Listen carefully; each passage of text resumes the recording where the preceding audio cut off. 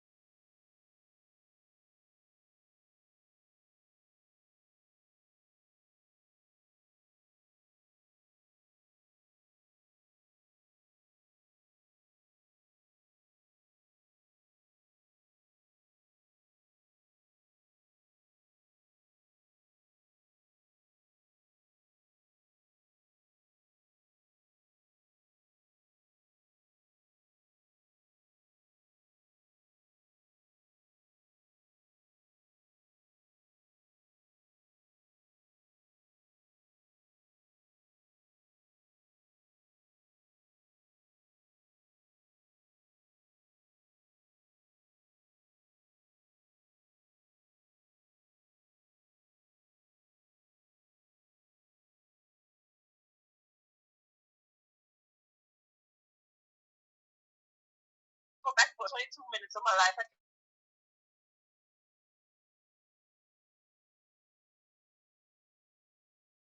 Male lions are someplace else, probably sleeping more than likely. Just point that out. And so the herd of gazelles goes, and they all look around. They see the lions see them, and they make this pick. They make this decision.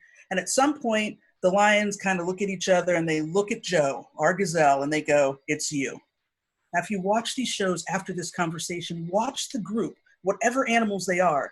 As soon as the predator picks their prey, everybody else kind of goes back to business as usual, which was really odd. I noticed that recently, right?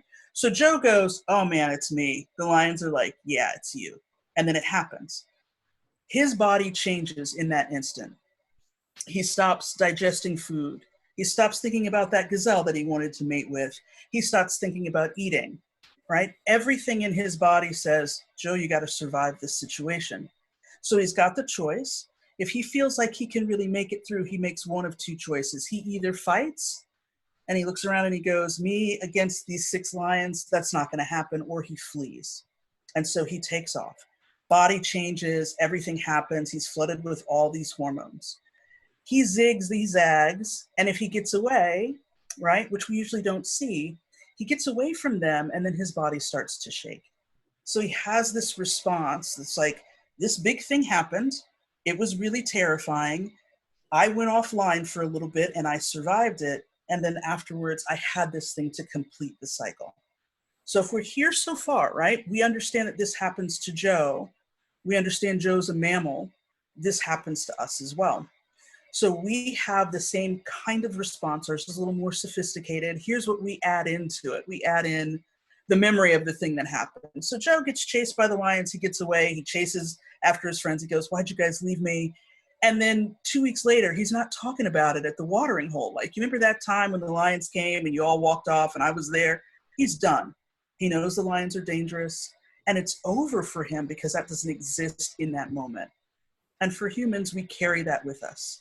So there are things that happened to me in the 7th grade, I can tell you, that happened, right? People that were mean to me, or teachers that didn't understand what I was trying to do, all these things. We can go over and over and over that. So if we understand this, and we understand this is our basic functionality, this is the way that we're going to be, this is the way we're going to move through stress, and that what we want to do is complete that cycle. We look at what's going on with us right now, and we can understand how that cycle is not being completed, right? One of the things that we are designed to do, we're designed to overestimate threat. So we don't want to look at something that's coming and go, well, I mean, it is, 6 lions running towards me, and I am just a mere human, and I'm also sitting down and I had a nap. So I'll be fine, right? We're supposed to see the things that are dangerous and respond, but we are on this hair trigger. And so we overestimate these threats and we make them bigger. The threat that we're under right now is multifaceted. So instead of lions, which I can see and decide that I don't want to be around, we've got this kind of unknown situation, and then we're pushed in all of these different levels. And so most people, no matter what it is that they will say to you right now, if we understand just our bodies, this has nothing to do with how smart you are, doesn't have anything to do with where you were born or raised. Your body, everybody's body, is responding right now to this duress across the globe. And again, in our lifetime, we haven't seen anything like this. They're talking about the Spanish flu, they're talking about those things. They didn't have the internet then either, right? Which is really lovely in some ways, because you don't know what's going on much further than your neighborhood. Now I can tell you about statistics across the world, and I can watch their stats change and know that they're a few weeks ahead of us and do all of these things to continue myself in a spend. So if we're looking at that, we're understanding kind of what's going on. The other thing is, our stress response is supposed to be rapid fire. Lion comes, we fight, we flee, we could freeze if we're completely overwhelmed, whatever. We could fawn. That's what we do mostly between people, right? You're just really nice to people that are triggering that response in you. But then it's supposed to end. That cycle is supposed to close, that loop is supposed to close. And so for a lot of us, depending on, let's just talk about Florida. We kind of started really deeply paying attention to this. A lot of people came home in mid-March if they were able. The quarantine started then. So we've been at this for a couple of months now. A couple of months without any closed loop, with a brain that's designed to look at the threat and make it bigger, because the brain says, please survive this situation. Please do these things. So this is where we are. And so if we look at if we want to break this down into kind of three different places where we could exist as people, as beings, we could either be relaxed. That's kind of not our goal, right? There's no judgment in our stress responses. We're supposed to have them, but that's one place we can be. And if we're relaxed, we feel settled. We feel connected, so we're able to connect to other people. We feel relational, we feel spacious, right? There's this kind of ease in this space. If we're pressured, we might feel literal pressure in our bodies. We might not be able to breathe as deeply. We might ache, we might have some body aches, that sort of things. We're reactive, we're vigilant, we're ready to mobilize. The way we live in the United States, by the way, most of us live here in this pressured state almost all of the time. And then we can be in this kind of this numb space where we're disconnected, we're shut down, we're spacey. Your procrastinators can kind of live in this numb space, hang out there for a while, then push themselves into the pressured space. I'm an 11th hour girl, right? I literally just sent LaShawn my bio a few minutes ago, and I'm like, why are you doing this in the middle of a pandemic? This is just kind of how I roll all the time, right? But if we think about that, we know this. We can be relaxed, pressured, or numb. So we've got that, right? We've got that base level of what's going on for us and kind of what we're looking at as humans. Then we want to look at this and say, okay, we're in service industries. We are going to interact with people. We're going to have our own responses because we're human. We can't stop ourselves from having that. And I'm not suggesting that anybody should. I'm not one of those people. I am a little, what do they call it now? The kids call it woo now. We were granola in my age, right? So a little tree huggy, that sort of thing. But I believe in the balance. So we're going to have hard times and good times. I'm not looking to always be calm and relaxed. That's just not a reality for me. I'm going to ebb and flow. And so we want to look at this and say, if we want to create goals for ourselves, we have to start with us first. We can't do any of this for our clients. We can't do any of this for our coworkers or our subordinates unless we're okay with ourselves. We've got to start there first. And so we want to look at this and say, okay, I want to be as settled as I can be in any given situation. That doesn't mean I want to be calm all the time. That doesn't mean that I want to be reactive all the time, but I want to be as settled as I can be in any given situation. That's going to be kind of my overarching goal so that I can kind of move in and out of spaces with appropriate responses. So if everybody else is having a good time, everybody else is really relaxed, that's kind of the space I want to be in too. I want to be relational with people that are interested in that sort of thing. We want to be responsive to our environment. So I don't want to be settled and relaxed in the middle of a field with 6 lions coming at me. I don't want to be settled and relaxed, in a dark alley somewhere, right? I want to be appropriate for the environment that I'm in. And then we want to recognize when it's safe enough to rest. And then we want to rest effectively. And so we hear these things. I love the fact that people are talking about self-care a lot. And it makes me cringe a little bit too, because it's always, take a bubble bath and get a massage and do all these sorts of things. And there's a measure of privilege involved with that. Can you afford these things? But also, there is this kind of external, internal sort of thing going on there, right? If I'm really keyed up, is that really going to help me? If I'm not able to regulate myself, how often do I have to go and get this kind of care in order to do those sorts of things? And so, it becomes this, the old school, like the 1940s movies, they would talk about, take 2 aspirin and call me in the morning, right? It becomes this platitude. Oh, self-care, self-care, self-care, without somebody giving you a container with which that fits. It doesn't make any sense to you. It doesn't become a thing that you can use for yourself. It doesn't become anything that you can teach to others if you just it's a flippant sort of comment. And it leaves people struggling to find those sorts of things. So I'm grateful that people are talking about it, but really looking at it and saying, what do we do to expand that and to talk about it a little bit deeper? And how do we give this to somebody and say, this is going to be part of your toolkit, if you will. You can build around this. You can create things for yourself so that you can come back to this most settled in any given situation state. Does this make sense so far? Okay. I had a little coffee today, so I'm I'm going a little fast in my brain. So I'm glad that you guys are keeping up here. So if we're looking at this, we understand all of these things. Let's start thinking about what this might look like or feel like in the workplace. Because we're talking about how can we look at this? One of the big buzzwords right now is trauma informed, right? Love it. I love the fact that people are thinking about this. I love it that we're looking at it and going, let's just assume that somebody's had something that's happened to them. Of course they have. Every single person has. There's no way around that. So if we start to frame ourselves in that situation, we meet people in a better space. And if we're doing that, then we need to be really expansive about, now what does that mean for us? How do we put that in motion? And so if we're looking at this and we know we're going into the workplace, we're taking ourselves, we're meeting with our people, so the people we work with, and we're meeting with the people that we serve, and we're in the middle of a global pandemic. That is where we are right now.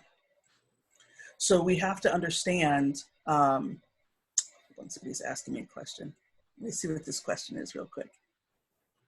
I can.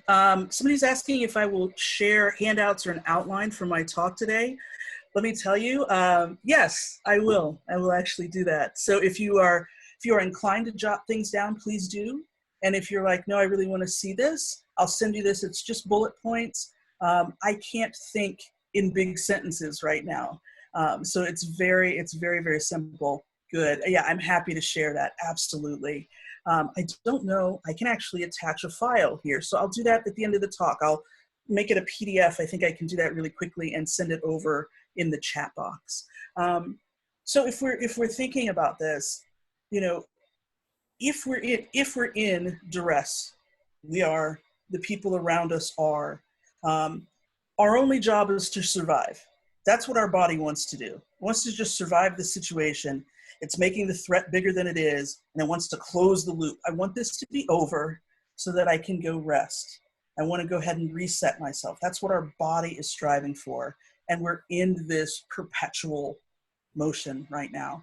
So if we look at this, we know that we have limited resources outside of survival. We have limited resources outside of survival. Our brains and our digestive systems may be offline. Brains for sure. Digestion for some people is, different than others. People get really upset and they can't eat. People get really upset and they eat more. People get really upset and they can't process food as well. So they have upset stomachs and all these things, right? So we know that that's happening, period. We're having this situation where we're under duress and we're like, oh my goodness. So we're offline, brain and digestion for sure. Other things could be. We are vigilant, maybe hyper vigilant.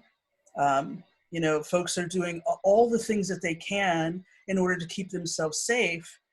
But some people, at least on my timeline, are talking about things and they're like, wow, it really feels like I'm moving over into this space that I don't want to be in. I am, I've disinfected everything in the world. I am, I won't go to the mailbox if my neighbor's been to the mailbox in the past 20 minutes, right? So these things are for them, feel a little bit bigger. I'm not judging, I'm just explaining, like, this could be kind of normal for you. I've got some friends that are germaphobes and they're like, I'm living the life right now because everybody else is doing what I've been doing all this time. And there's some people that are saying this is too much for me, right? And that's really the container for you individually. How is this working? And so we're in this kind of vigilant state. And then we've got what this prolonged exposure to this stress, can move us into a traumatic thing where it gets a little sticky and we can't really shake it. But definitely on the short term, we've got this physical toll, bless you, this physical toll that's going on where we might be exhausted. We can't think at all. Even, you wake up and you're like, wow, I slept for a long time and I'm still tired. My stress response is insomnia. So I am up very, very late these days. Luckily, my husband can get up early because we've got a 5-year-old, right? Otherwise, he'd be raising himself, or the dogs would. So we're looking at this and going, okay, this is what's going on. But this exhaustion, where it may be physical exhaustion, it may be emotional exhaustion. Do you cry easier? Are you mad easier? All of these things are coming into our workspaces, all right? So here are the things that really, I wanted to kind of bring this down to real essential points. We could do a lot of things. This is a complex situation responding to a complex problem. And so, looking at this and saying, essentially, if we're looking at it, can we look at three points and just make these our key points for today? And that's what I'm going to offer you.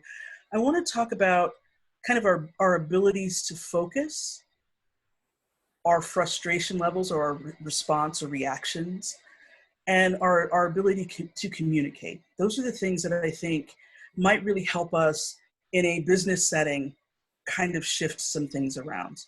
So I've been talking for quite a few minutes without any break. Does anybody have any questions before we kind of move into the next wave? So the people on camera are shaking their heads and I haven't seen anything ping, but there is always time. If somebody needs to, please jump those questions in the chat or unmute yourself.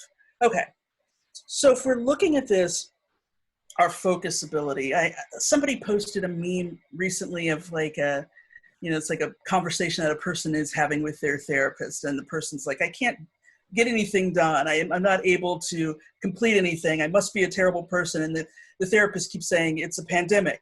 It's a pandemic. It's a pandemic. Finally ends with like, is my mic on? So if we're looking at this right now, our ability to focus is compromised right now for most people. Most people in some way feel themselves like, wow, I didn't really know what was going on. And so we're looking at that. One of the ways to respond to that is to scale back as much as you possibly can, to do the things that are essential. I'm not one for reclaiming words, but I'd love to reclaim that one, right?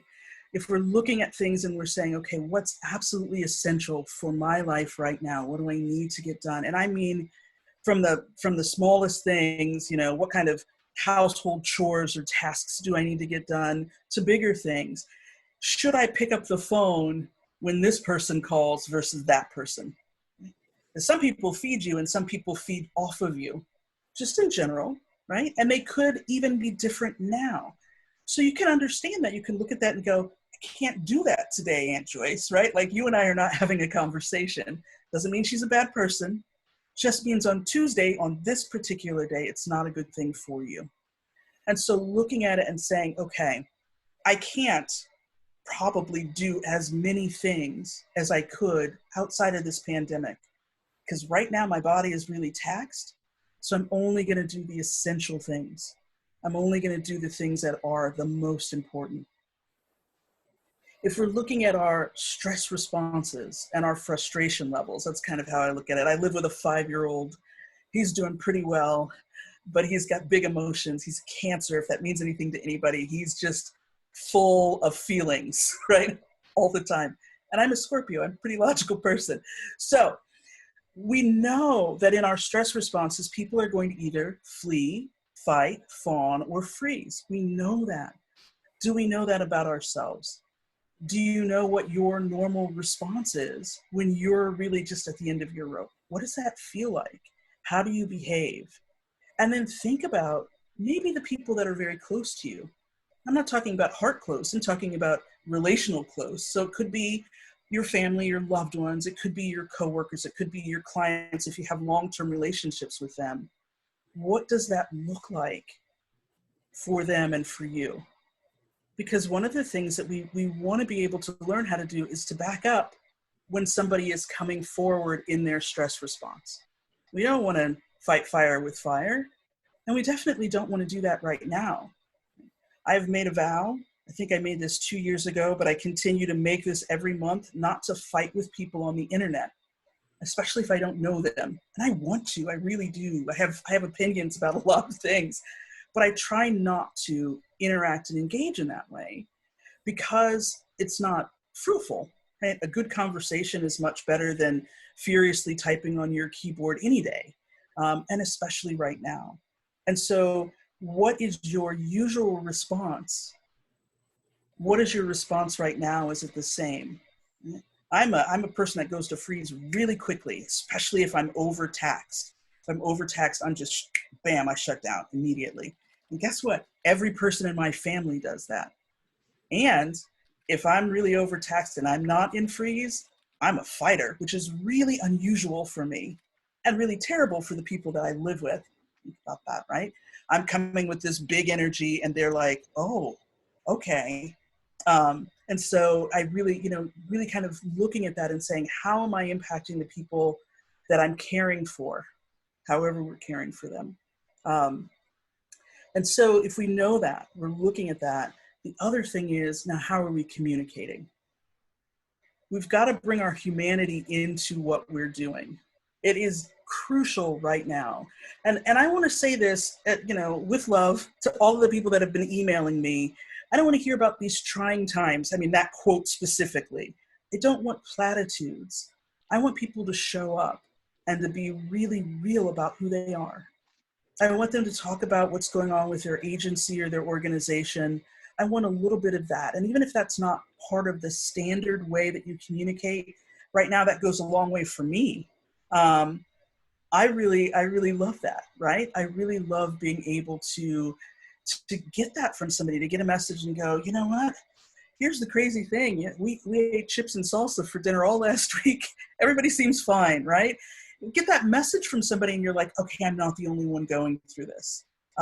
There's a certain amount of polish that comes with the work that you do, of course, but that humanity is really, really important.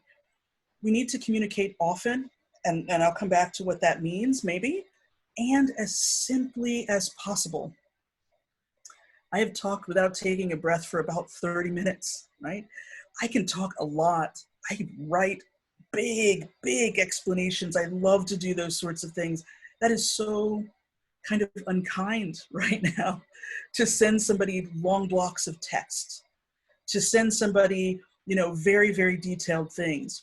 If I've gotten to what's essential, then I need to communicate what's essential as quickly and as clearly as possible.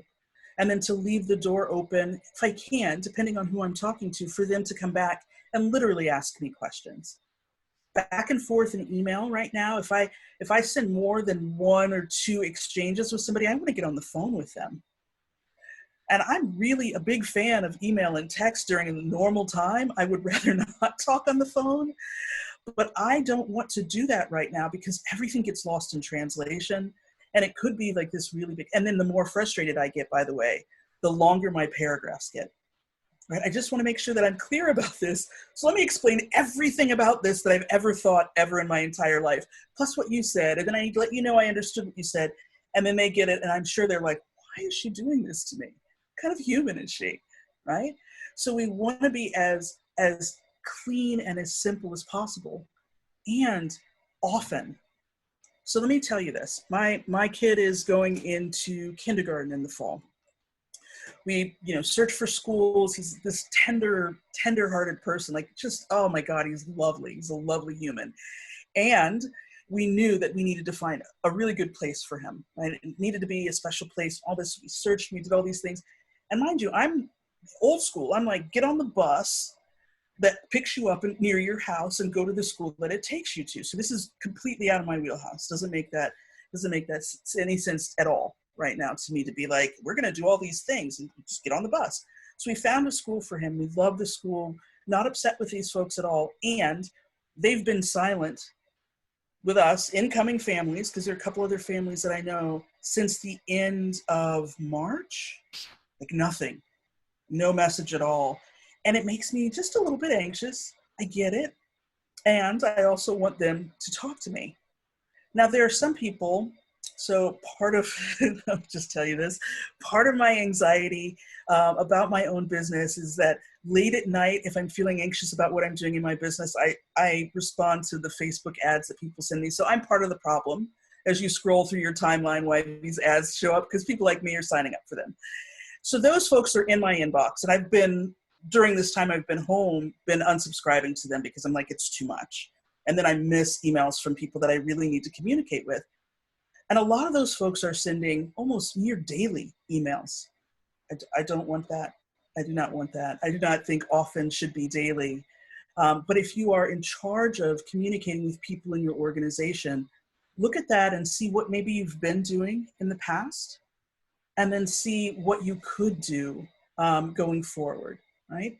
What is it that you could do to communicate with the people that you serve in this kind of clear and direct way? We don't need fancy newsletters. We don't need fancy templates. We need somebody reaching out. Heck, if you wanted to jump on your computer and record yourself saying something, and if you don't like to look at your own face when you're on Zoom, by the way, you can close your face so you don't see anybody else. Yeah, you've got a question. Yeah. Okay. So I just, not a question, but just a comment. I teach and also practice yoga. So I was in a workshop recently, and we were talking about the yamas and the niyamas, right? Mm-hmm. And there is one, asteya, non-stealing, right? And we were talking about how to think about non-stealing beyond the material, right? Beyond like the tangible things. And, like one of the first examples is like not stealing time, right? Yes. Like not stealing time for yourself or from yourself, not stealing time from another person. And of course, it came back to email in terms of practices like, if something, like if you're just reaching out to someone, you can just say no rush to reply or no response needed, right?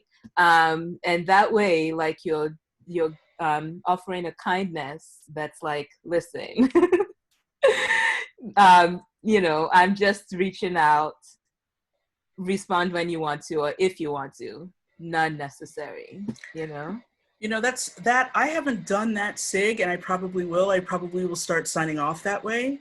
I've stolen from, Steya. I've leveraged, because that's what people say in business. One of the things I've started doing is from social posts and, boy, a long time ago, message boards, where people, do the too long didn't read, which they always put at the bottom, which is weird to me. So there's some messages, I put it at the top. Here are the things that you need to know. And if you want to know more, keep reading, because I'm going to explain a little bit more of it. So people can get the high level information that they need. They can do the thing, they can respond in whatever way. But if they want to hear, because I will give you all the thoughts about it, then you can keep going in the email. And that really allows people the opportunity to interact with something in a way that makes sense. And it's so interesting because almost everybody starts this idea of Asteya with time, right? That's one of the things when they're like, we're not talking about taking somebody's purse or wallet or something like that, but how do we take things from people, and how do we kind of measure that? And so I think that that's really, and now probably a really good practice to think about, how are we treating other people's time? Because we know that they have limited functionality in that time, it becomes even more precious. And thank you for that. So if we're looking at those, so we've got this, right? Communicating, being earnest as often as makes sense for you. So if you've never sent out regular messages to your client base, maybe you start every other week. Maybe you say, we're going to do a monthly. I think things are moving a little too fast, my personal opinion, for monthly. Before you commit to a weekly thing, because that becomes a commitment for the person that creates it. We don't necessarily need to do that. And so let's kind of go and look at this really quickly, because I want to talk about ourselves, our staff or our coworkers, and our clients, and just kind of offer some things that we could implement to help ourselves in these ways. I'm really a solutions-focused individual. I would rather give you something to hold on to. So here are my thoughts, and I'm super open to hearing other people's thoughts about this. If we're starting with us first, right? That's that old analogy. We're going to put our own mask on. One of the things that I would really suggest right now, I do this with all of my clients. I'm going to give this to you guys. I'll give you the high level, quick in and out version of this, is to create something that I call a revision plan. So I'm a writer, that makes sense to me. We're going to do this thing. I can't remember what my husband calls it. I personally call my own revision plan "Get Back on the Wagon." And it's not really, you can think about that we hear about that with addiction, right? You fell off the wagon. I think about, again, this lets you know how old I am. I think about the Oregon Trail, right? Like I've literally fallen off the wagon and I can see it going down the road. So how do I get myself back on the wagon? How do I get back into space? So here's what we're thinking about. I know in duress, I'm a freezer. I know in duress that this is the way that I respond. And so one of the things that I have, I'm sitting near my bathroom, so my bathroom's right here. Right next to my toothbrush, I have a little list. And this list says, this is how you know you're not okay. And I've listed out the things on my list that I know that I'm not okay, right? If I wake up in the morning and I'm still tired, I'm not okay. If I don't have a sense of humor, because I think a lot of things are funny, probably not okay. There are some behavioral things I'm not going to tell you about, but I know that they're on that list. That means, hey, you're probably not feeling as good as you want to. One of the things at the top of the list is if you're not doing the things that keep you okay, you're probably not okay, right? And so as we look at this in our revision plan, we want to have one list of things that are cues for us. This is what happens for me is that I'm, not now. Right now I'm very slow. My life is very slow. Usually I'm running so much that if I don't pay attention, the wagon will be way down. I won't see it. I just see a little bit of dust in the distance. And I'm like, man, how did that happen? So that list near my toothbrush, I know for sure I'm going to see it twice a day. Right now on my keyboard, so I'm talking to you on my computer, and I've got next to my trackpad, it says, get back on the wagon. I've got 2 little 3x5 cards, right? And these are all the things that I need to do to get myself back together. So I need to get into my body. What does that mean? I'm a yoga teacher. I teach body-based things. I'm going to do something physical. I'm going to write something. I'm going to play with one of my dogs. I'm going to turn the music up, right? Everybody's got the things. Yes, love this. All right. So everybody's got the things that they use, right? We know what those things are, or we can take a little bit of time to discover what makes me feel better. Let's be, we're always talking about these self-nurturing behaviors. And this is what I've been seeing in all the articles talking about what's going on with COVID. Oh, get a good night's sleep. It's important. Eat food, go outside, play, rest, drink water. Do you need to write that down? Water's on here for me, right? Like if you're not hydrated, you're probably not feeling all that good. Very good. Pick up that water right now, right? Like that's I love you guys. That's awesome. These are the things that we're looking at, right? Hold a Baby is on there. Somebody just posted this new little baby that's in her home right now. And I'm like, I cannot go over to your house and snuggle this kid, but I want to. And it makes me feel all warm and fuzzy inside. So whatever that is, what's your list of the things that let you know, hey, I'm not feeling so great. I'm not doing so hot. And what do you need to do in order to get back into the place that you want? I'm going to actually, if you guys are okay, I'm going to take just a small beat. I see some people grabbing pens. Let me take a few breaths. Let me drink a little water, and let me let you jot some things down if you've got some things on your mind about that, so that you can start to look at that and say, okay, how can I build this list for myself if you don't already have one?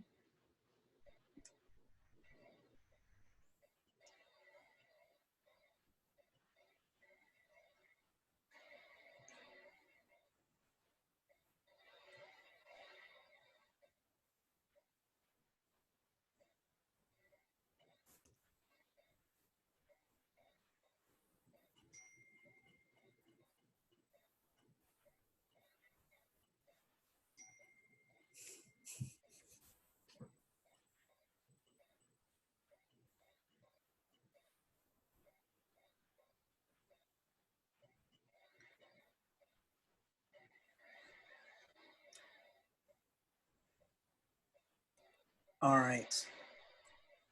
I'm doing a little time check for myself and for everyone. It is 1:43. I just want to make sure I know. I told you I could talk. Um,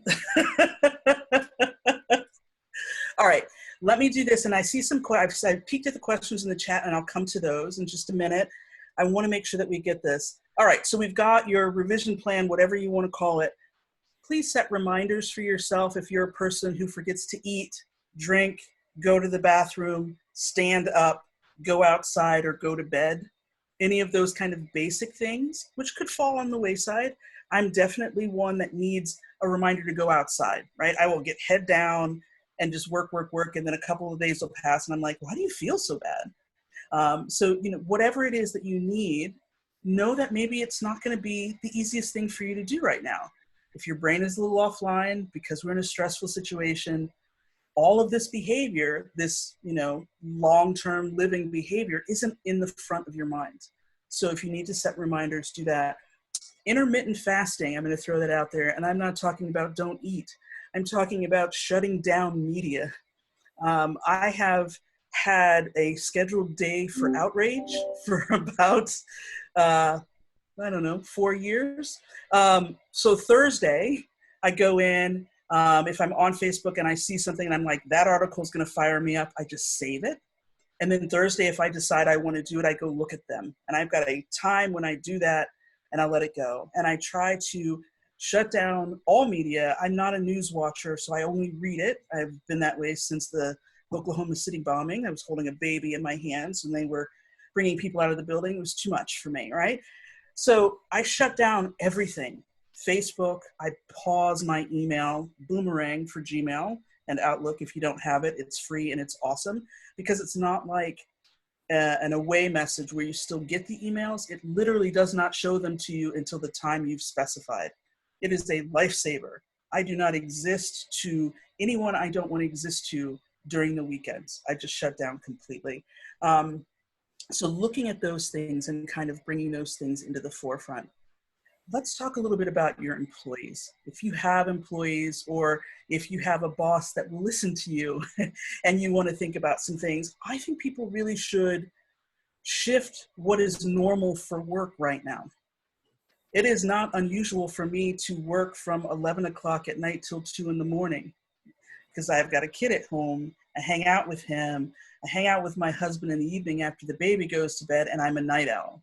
I still get time in at the office and get the things done I need to get done, but I don't have to adhere to an 8 to 5. Basically impossible with a rambunctious 5-year-old in the house. A lot of people are being held to these really strict standards now. It depends on what you're doing, right? If you've got clients and the clients are coming to you or connecting with you in these times, You don't have much choice. But if people have choices, I think it's a great idea to look at that and say, okay, we've got people that are probably stressed out. There's a measure of grief kind of floating through the air. And what I want from them is what I want from them. And maybe it doesn't matter as much when they give it to me, right? If you want to work, bless anybody that wants to get up at 5 o'clock in the morning and start working and bang out a lot of work before little kids get up and then do it again after they go to bed. Doesn't change anything for me. Those people will probably still show up for staff meetings if they need to, do the things that they need to with clients. But really looking at that and saying, okay, how and when do our people need to work? People first for what we're doing right now. And then, you know, I got a couple buddies. One of my friends is under constant surveillance at work. I'm sure none of you are doing this. Please don't. She's got to be on whatever chat function that they're using. Her green light has to stay on.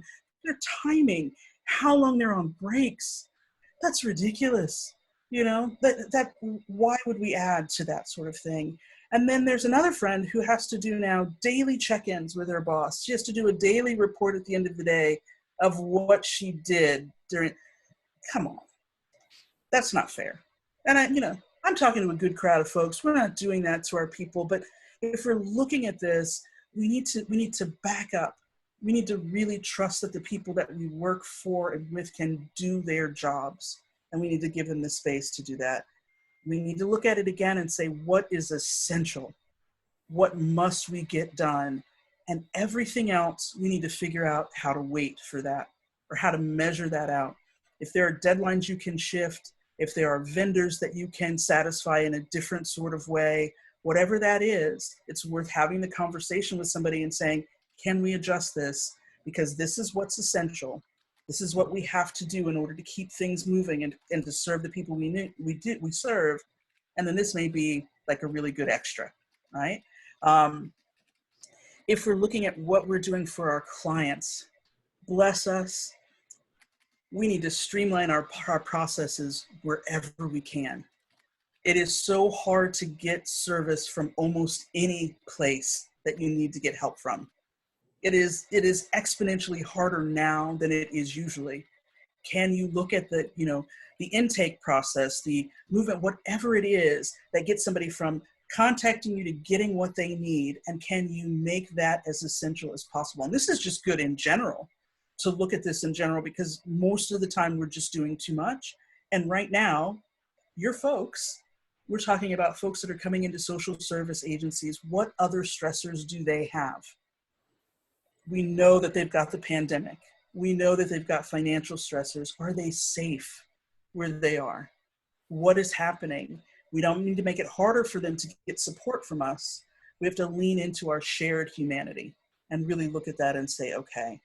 And then we've got to communicate with them differently. So if there's no outreach to clients right now, there should be in some way. If you've got their email addresses, you've got to communicate with them. No platitudes, I'm not a fan. And be earnest about what's going on. Update your website. Newsletters can be simple. I don't have time for lots of pictures right now. They just take too long. Just give me words and bullets. If you have social media and you're not active on that social media, then you should be. And some of it should be for your organization, and some of it should be just for people. Some of it should be kind of funny and lighthearted. I saw this great story about this cat that showed up at this woman's house. It was like 140 pictures, all narrated. It was amazing, right? I didn't even like cats that much. It was the greatest thing I ever saw. I've shared it pretty widely because I needed that. It was a sweet little dog and this cat named Kevin. It was amazing. So if we're looking at these things, we've got to remember we're all in this. It's all happening. And that tenderness that I'm asking you to extend to yourself, we want to look at that and see if we can ripple that out. We know that this is happening. And we also know that when this is over, however that shakes itself out, a lot of the people that have been kind of holding it together, whatever that means, are going to unravel. They're going to feel safe enough to crumble a little bit. That means us, our families, our coworkers, and our clients. So, we need to be ready and able to do that, is to be able to kind of understand that people are going to come to us in this space. All right, I'm going to go back into the chat. Let me see, go up a little bit and see what kind of questions we've got. So Robin, while you're looking, we did have one question early on regarding Yes. a trauma-informed certification program. Do you know of any, and if you do, whether or not there is a cost? The only kind of, I don't even know if they would, I don't know if they consider that. I know FSU has a program that they started, like a certification program, I think through the College of Social Work, that is $200, I think. And I please don't quote me on that. I know it's under $5. I can say that for sure. And I think it's like a 10-week sort of program. So I'm not adverse to, it's in my inbox in one of them somewhere, not adverse to looking for that and sending that to you so you can send it out to the group. Does that sound okay? Let me, in regular time, I can't be trusted to remember to do anything. So let me write it down. Awesome, thank you. Of course.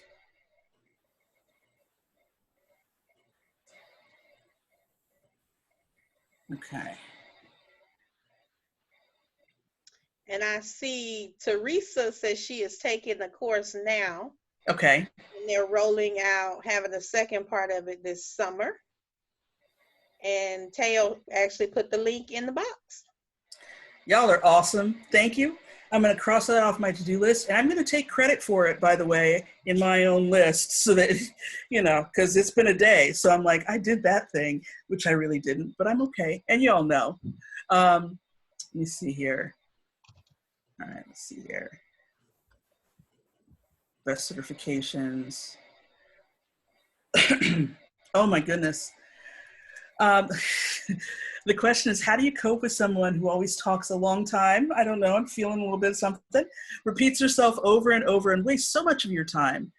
Email is the best way to try to manage time right now. I think if you know that there's somebody that's worthy and they can do that, if you find yourself, I really like to be upfront. I wouldn't say to somebody you talk too much because I'm generally polite, just depends on the day. But one of the things I think to be able to say to somebody when you start connecting with them, because right now it's by phone or by Zoom, I only, you know, hey, before we get started, this is how much time I have. So, and, you know, and then kind of give somebody, again, that heads up, hey, listen, I've got another thing to do. And that other thing could be not talking. That's okay. It doesn't have to be another appointment or anything like that. But to tell somebody at the beginning of a conversation, this is the time that I have, or even when you set it up, I've only got 15 minutes. You know, can you send me over the things that you need from me? Because sometimes I know for me, if people ask me, oh, can you give me this information or that information? Just in general, sometimes I won't remember. Right now, I'm like, I need the heads up. If you need numbers from me, if you need specifics from me, I probably will need that early so I can find it, or at least I can wrap my mind around answering the question. So for folks that are kind of, you know, doing that and expanding, know that for that person, depending on how they are all the time, well, it could be their normal existence, that could be a stress response for them. That could be them really trying to connect with somebody. If they live alone, my mom lives alone, you get her on the phone and she can just go. I mean, the women in my family are talkers, but she will just talk and talk and talk because she's like, I got to get it all out. I haven't talked to you in a while. So that may also be it's not your responsibility, but that may allow you to kind of see what's going on. But if you need to protect your time, which is just fine, I think kind of going into it and saying, hey, this is what I've got. This is the time that I've got. Let's see. I'm kind of scrolling down here. There was another question about, can you talk a little bit more about fawn as a stress response? Ooh. All right. So freeze and fawn are the ways that our bodies say, whoa, that's too much. Like I talked to my kid about the feelings, you know, you're feeling, how big is the feeling you have? How do we make it small enough that you can carry it? And so in our physiological response, fight or flight, our body is saying, I can survive this. Freeze and fawn are ways that we are like kind of hopeless, right? Our bodies are like, wait, this threat is too big. And so we see sometimes in a power dynamic, if there's a power differential between people, that fawn response will kick up for somebody. So you might find yourself, it's like a cousin to Stockholm syndrome. So you're going to find yourself behaving and being kind to and trying to please a person who is not being kind necessarily to you. So their energy is coming to you and it's triggering this thing. And what you want to do is make yourself kind of smaller and pleasing in your behavior, in your tone, and in your interaction for them to back up off of you. The fawn response is food for narcissists, unfortunately, right? They really love that because they want people to give in to them and to acquiesce. And so that we might see that kind of power imbalance, but it is in some ways the body saying, well, this is entirely too much. And for me to neutralize this threat, I need to make this threat like me a little bit. I need to make this threat feel like it will care for me. Yeah. Tayo, you had your hand up. Sorry, I don't mean to be talking too much. Please talk. I'll drink while you talk. Go ahead. Oh yeah, yes, please drink water. I wanted to say that I have come across postings on fawn that call it appease. Mm-hmm. So then it's like fight, flight, freeze, appease, right? And basically appease is like, whatever you want. That's like it's the human equivalent of rolling over and showing your belly. Right. Like, So, yeah. hey. We have dogs that do that. She's always like on her back and I'm like, you're fine here, but that's kind of her thing. Yeah, Amy, you've got your hand up. You're muted. Oh, you got it. I just wanted to agree with both of you. I think that unfortunately, what we do see sometimes with leadership in really stressful situations is that, like you were saying earlier, they're micromanaging people, and then people turn into fawners so that they are just appeasing because it's just too stressful. And unfortunately, we're seeing a lot of leaders who are doing that, and they don't realize that they're actually adding tons more stress because people are trying to please them so much, but they're not opening up their eyes or their ears to the situation and recognizing that it really just feeds their own ego. Yes. Like it's their stress response to micromanage. It's very interesting. They almost become predators, and it's horrific. Yeah, I don't require a lot of management. I love collaboration. I'm a big fan of it. Like everything happens. The things that happen that are really like, oh my gosh, this is amazing, usually happen because I'm in a conversation with somebody. So I really love that.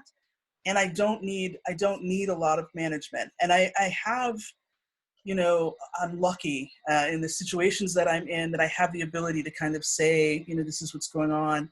But it does help it become a little bit softer. Again, it doesn't negate the effect of it for me, but it is easier for me to look at it and go, this is clearly your stress response. We've kind of moved into these places. Also, those folks that are like, we've got the puritanical, sort of lens on what we do in the States. And so those hard workers, the type A go people, that's a stress response too, right? They can't be still.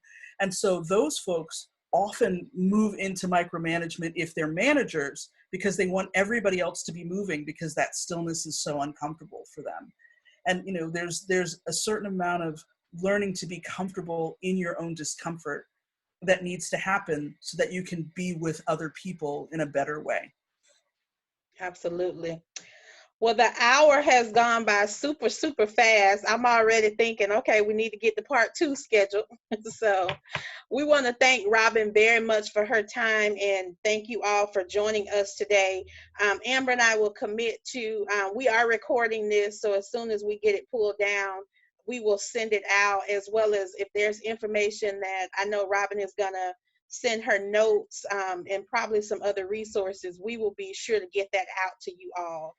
So again, thank you so much for joining us. You all enjoy the rest of your day, and we hope the remainder of your week goes well. So talk to you. Thank you, everyone. Bye.